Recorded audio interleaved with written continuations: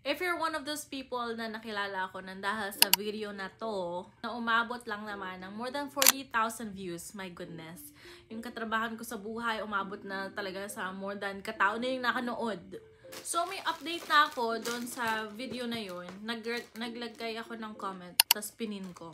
Ang update po ay hiwalay na kami ng fiancé ko. Nito lang, fresh lang. July. July lang nangyari. Sorry, kumakain ako. Baka sabihin nyo, parang ka namang hindi affected. Parang ang saya-saya ng itsura mo. Hindi! Kaya ko magpanggap hanggat kaya ko. Charet.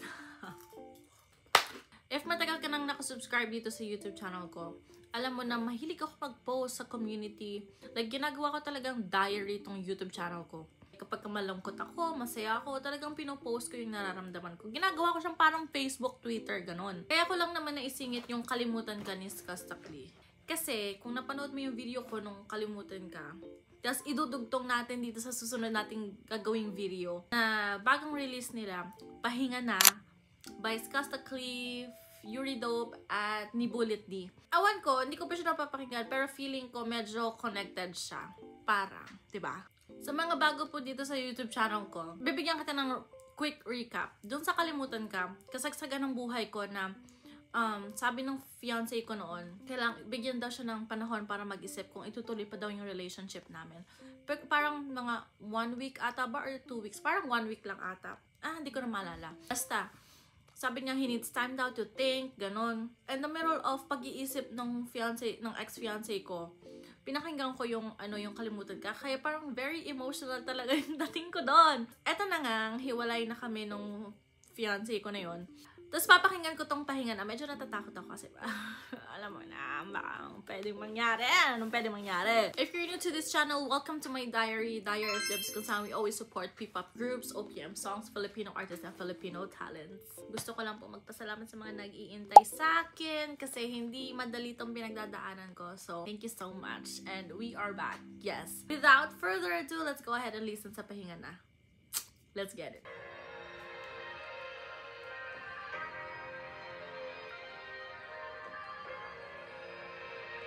Wait, na-realize ko audio lang pala to. Hindi siya music video. Wala siyang lyrics. So, para po sa mga nakakaalam, mahina po ako sa mga ganito. Kailangan ko mag-focus.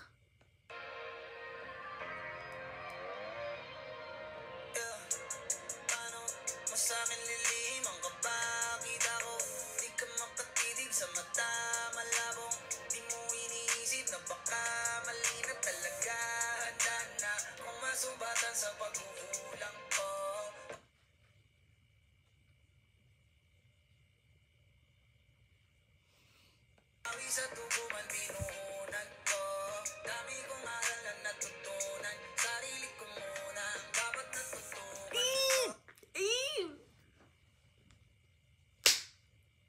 Yes, yan yung ginagawa ko ngayon. Kasi pagkatapos mong ganunin ako. Okay.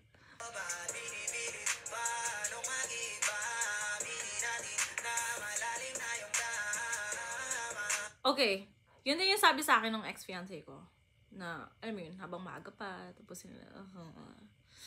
parang, yun nga, habang mababaw pa yung tama. Magbabalikan, tas magsasakitan, putyat ang gulong tingnan, wala ka na magagawa, dala na tayong dalawa, palilipasin natin ang pag-ibig natin ay pahinga na. Yeah. I think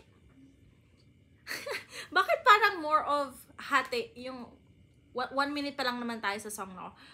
Parang hati yung verses na feeling ko yung kanta para sa kanya and yung ibang lyrics kanta ng ex-fiancé ko para sa akin. Hati siya. So parang this song is para sa amin dalawa in a way. Alam mo yun?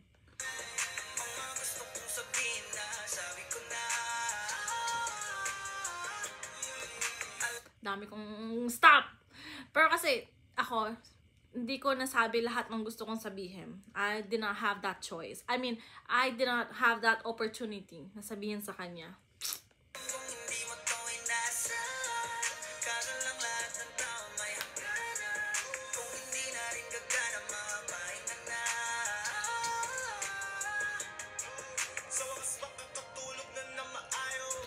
Well, ako hindi maayos yung tulog ko. Ikaw siguro. Ah! Laban lang natin tumararaos dahil sa'yo pagtatagal matapos. Daming oras natin na natapos. Daming pusin tayo, di pa pauwi. Ang ibabalik lang pala sa palugi. Ang kati, walang remedyo kahit matay mamuti. Ang napala, pagkasain. Ang lalabang di mo kilala kalaban, tas magkakampi tayo. Yun ang pinaniwalaan pa. Yes. Akala ko magkakampi tayo. Pero parang, in a way, both sides, in a way, akala namin magkakampi kami, pero parang nagka-clash kami. Or parang hindi na kami same path ng navivision. Parang ganon. Anong usapan pa na yung paliwanagan, tas magpapalaman pala sa dilim. Kaya pagsasagipin, paano mapapala yung kapayapaan sa akin? Tagal nung nawawala, pinabayaan mong saya. Oh my God! Naiyak na ako! Gusto ko yung linya na yun. Wait lang. Balikan natin. Wait. Oh my goodness. Sasagipin, paano mapapit tayo? Yun ang pinaniwalaan pa pa. Anong usapan pa na yung paliwanagan, tas magpapalaman pala sa dilim. Kaya pagsasagipin, paano mapapala yung kapayapaan sa akin? Tagal nung nawawala, pinabayaan mong saya. Ngayon sa sarili naman mag-aalala, di ka na mahalaga, dapat lang nating ipahinga. Ang ganda nun! Naiyak ako! Sabi ko na, alam kong hindi mo to inasa. Kaso lang lahat ng tao may hangganan. Kung hindi na rin gagana, mapahinga na.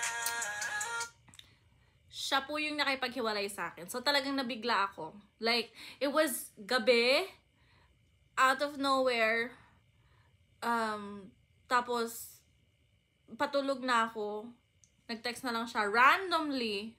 Sinabi niya, hindi ko maalala yung exact na words. So parang sabi niya, there's something wrong. Hanggang sa, ayun na niya. I don't wanna share the exact story. Pero, ako, nagulat talaga ako. Hindi ko in-expect na makikipaghiwalay na siya ng gabi na yun. I know for sure na kailangan namin pag-usapan yung isang conversation talaga. Kailangan mas malalim, nang nakaupo, masinsinan. Pero it ended up na siguro ayaw na niyang pag-usapan, trying to avoid things. And siguro alam niya rin naman yung masasagot ko. So might as well, sa side niya siguro, might as well, you know, end the relationship. Walang problema kung pagod ka ng kumintindi. Di lang naman ikaw palagi ang nagtitipid. Oh my gali! Puro na lang sumbatan lagi kong naririnig. Di ka man lang nakikinig, sa'kin lagi ka nakikinig. Di na lang ako umihimig, kahit nakakasakit ka. Pinabango ka mo pa sa'kin dalita. Kala mo siguro na matitiis ka. Di na ako gabay nakakainis na. Sige na umalis ka, hindi na para magalit. Huwag mo na akong kausapin. Di nagagana mga sinasabi mo sa'kin. Pagka na lumapit, puro na lang babasakit. Pinaranas mo sa akin, di gusto ka takalain. Na makukulog ako sa mga matamis kung hindi na meron palang kain. Oh my God!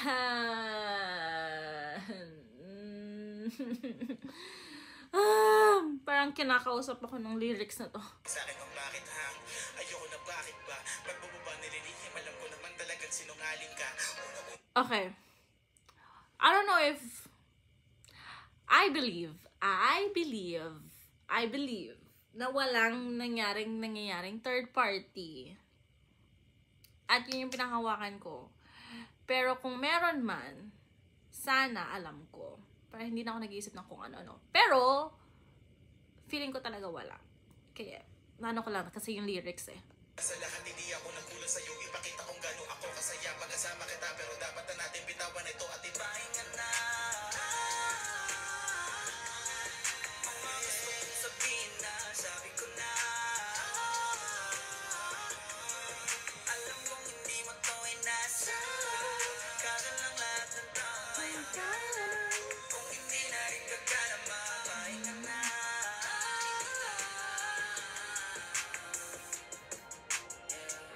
tapos na. Wala ka nang magagawa, wala na tayong dalawa. May pa-soft launch na naman si Skasta siguro. Yung padulo na yon.